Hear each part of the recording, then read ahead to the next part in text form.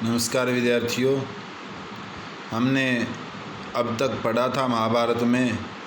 जो महाभारत में हमने पाठ पढ़े थे उन पाठों में सबसे पहले हम देवव्रत नाम से परिचय पढ़ रहे थे। देवव्रत के बाद में हमने भीष्म प्रतिज्ञा पढ़ी कि भीष्म ने कैसी प्रतिज्ञा की। अम्बा और भीष्म के बारे में, विदुर के बारे में, कुंती के बारे में, भीम और कर्ण के बारे में हम पढ़ चुके हैं। इनका परिचय हमने पढ़ लिया। आज एक और हस्ती का परिचय हम पढ़ने वाले हैं, द्रोणाचार्य। आखिर द्रोणाचार्य कौन थे?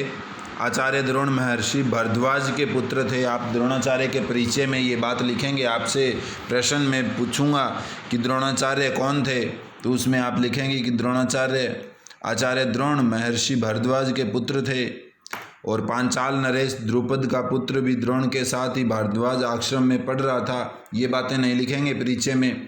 और फिर क्या होता है, दोनों दोस्त थे और राजकुमार द्रुपद जो है वो एक बार द्रोण जी से कह बैठता है कि जैसे पांचाल देश का मैं राजा बन जाऊंगा तो आधा राज्य मैं तुम्हें दे दूंगा। इस तरह की ये बातें होती है। और द्रोणाचार्य ने कृपाचार्य की बहन से शादी की थी। उनके एक पुत्र हुआ। पुत्र का नाम अश्वत्थामा। अभी बात करें द्रोणाचार्य कौन थे, इस प्रश्न का उत्तर बनेगा आचार्य द्रोण महर्षि भरद्वाज के पुत्र थे। कृपाचार्य की बहन से शादी की और द्रोणाचार्य के पुत्र का नाम अश्वत्थामा था। उसके बाद द्रोण बड़े गरीब थे। वे चाहते थे कि कहीं न कहीं से धन प्राप्त और पत्नी के और पुत्र के साथ सुख से रह सकें। तो परशुराम जी आप जब 10वीं में एक कविता है जिसमें परशुराम जी कहते हैं कि मैंने बहुत बार पूरी धरती से राजाओं को मार करके और उस धरती को कई बार ब्राह्मणों को दान कर चुका हूँ। और ये बात भी सच है कि बहुत बड़े दानी थे और क्षत्रिय विहीन धरती को 2-3 बार करके और ब्राह्मणों को दान दिया था। परशुराम जी ब्राह्मणों को दान दे रहे थे। इस बात का समाचार मिलते ही वो जाते हैं, लेकिन सारा धन बांट चुके थे। और फिर परशुराम जी कहते हैं कि हे ब्राह्मण श्रेष्ठ, आपका स्वागत है, लेकिन मैंने सब कुछ बांट दिया है। फिर भी मेरा शरीर और मेरी धनुर्विद्या 2 चीज़ें मेरे पास बची है, बोलो क्या चाहिए आपको।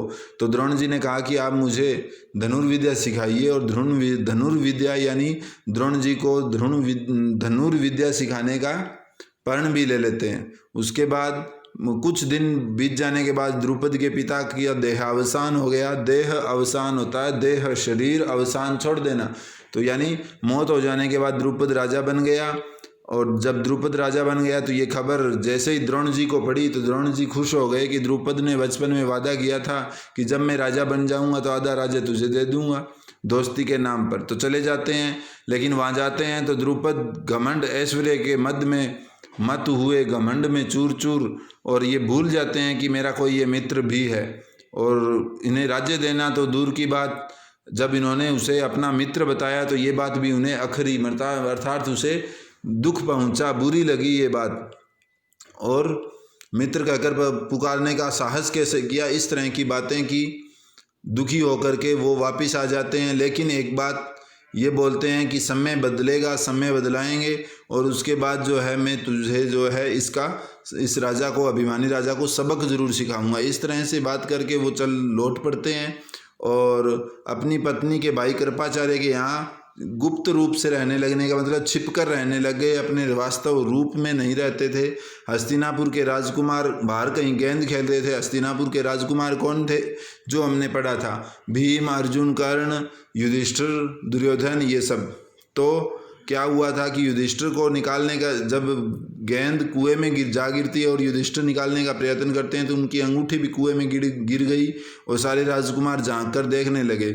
लेकिन क्या है कि एक कृष्ण वर्ण का यानी काले रंग का ब्राह्मण, अर्थात ये जो द्रोण जी थे, ये रूप बदल कर रह रहे थे। तो इन्होंने मुस्कुराकर कहा कि मैं आपका ये काम कर देता हूँ और मैं आपकी ये गेंद निकाल देता हूँ। तो उन्होंने कहा ठीक है, आप हमारी गेंद निकाल देते हो। उन्होंने पूछा कि आप मुझे क्या दोगे, तो उन्होंने कहा कि कृपाचार्य के यहाँ हम आपकी अच्छी सेवा करेंगे। ये बात हो गई। लेकिन क्या कैसे निकाला उसने, सिंक जो बोलते हैं, एक तिनका वो गेंद पर डाला, गेंद में जाकर चुभ गया। फिर दूसरा तिनका उसमें आगे तिनके डालते गए और अंतिम तिनके से जुड़ा हुआ वो तिनका पूरी गेंद बाहर निकाल ली। फिर कहा गया कि आप ये अंगूठी भी बाहर निकाल दीजिए। तो द्रोणाचार्य ने धनुष चढ़ाया और कुएं में तीर मारा। पल भर में जो है तीर से अटक करके अंगूठी, तीर और अंगूठी दोनों बाहर आ गए। वो हैरान हो गए और जब उन्होंने द्रोणाचार्य से परिचय पूछा तो उन्होंने कहा कि आप जाइए और जाकर भीष्म पितामह से पूछिए, वो मेरा आपको परिचय बता देंगे। जैसे ही भीष्म पितामह से जाकर के पूछते हैं तो भीष्म पितामह एकदम से समझ गए कि इस तरह की धनुर्विद्या जानने वाला तो द्रोण जी ही हो सकते हैं। फिर भीष्म जी ने जो है वो एक निर्णय लिया। वो निर्णय ये था कि राजकुमारों को द्रोण जी से ही जो है वो शिक्षा दिलवाई जाए। द्रोण ने शिक्षा देना प्रारंभ कर दिया और जब गुरु दक्षिणा होती थी, जिस तरह से आज फीस ली जाती है इसी तरह से पहले गुरु दक्षिणा ली जाती थी, तो पूरी शिक्षा हो जाने के बाद उन्होंने शिक्षा के रूप में कहा, गुरु दक्षिणा के रूप में कहा कि आप मुझे राजा द्रुपद, जो द्रुपद देश का नरेश है, उसे लेकर के आएंगे, बंदी बना करके मेरे सामने लाएंगे। और बार बार ये जाते भी हैं। अर्जुन जाता है, वो अर्जुन बाद में जाता है, उससे पहले कर्ण, दुर्योधन, युधिष्ठिर ये जाते हैं, लेकिन ये खाली हाथ लौट आते हैं क्योंकि बहुत पराक्रमी राजा था वह।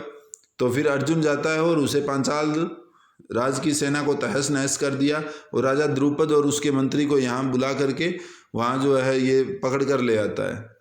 द्रोणाचार्य ने मुस्कुराकर राजा द्रुपद से कहा कि हे वीर, यहाँ डरने की बात नहीं है, कोई किसी भी प्रकार की आप पर विपत्ति नहीं आएगी। आप मेरे बचपन के दोस्त थे, आप घमंड में चूर होकर के आपने मेरी दोस्ती भुला दी, आपने जो वादा किया था वो भी भुला दिया। इसलिए आज मैं वापस आपको जो आपने वादा किया वह वादा मैं पूरा करता हूँ कि यानी मैं अब राजा बन गया हूँ। आप जो है वो आपको बंदी बना लिया गया है, लेकिन मित्र होने के नाते आधा राज्य मैं आपको देता हूँ। द्रोणाचार्य ने इसे अपमान का काफ़ी बदला समझा और उन्होंने द्रुपद को बड़े सम्मान के साथ विदा कर दिया और आधा राज्य भी दे दिया। लेकिन ये द्रुपद को बिल्कुल मंजूर नहीं हुआ। उन्होंने जो है आधा राज्य जरूर ले लिया, लेकिन उनके मन ही मन में ये बात कोसती रही कि उन्होंने मेरा अपमान किया या मुझे बंदी बनवाया अपने शीशे से। तो वो बदला लेने के लिए उन्होंने तपस्या की, कठोर तपस्या करने के बाद उन्होंने जो है एक इच्छा रखी, व्रत किया। उस इच्छा में ये था कि मुझे एक ऐसा पुत्र प्राप्त हो जो द्रोण को मार सके और मुझे एक ऐसी कन्या प्राप्त हो जो अर्जुन के साथ ब्याही जा सके।